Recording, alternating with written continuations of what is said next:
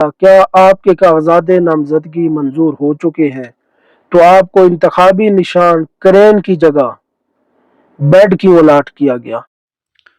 جی بسم اللہ الرحمن الرحیم۔ ملک خضر یاتوان صاحب، جہاں تک آپ کے پہلے سوال کا تعلق ہے تو کاغذات نامزدگی تو میرے کافی دنوں سے منظور ہو چکے ہیں، سکروٹنی کا مرحلہ مکمل ہو چکا ہے۔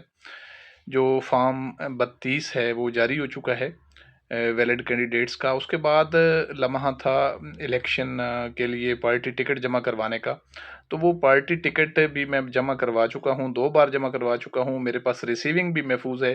الیکشن کمیشن نے ایک ڈائریکشن بھی جاری کی تھی ریٹرننگ آفیسر پی پی 73 کو، لیکن اس کے باوجود انہوں نے نامعلوم وجوہات کی وجہ سے میرا ٹکٹ جو ہے اس کے مطابق مجھے نشان الاٹ نہیں کیا۔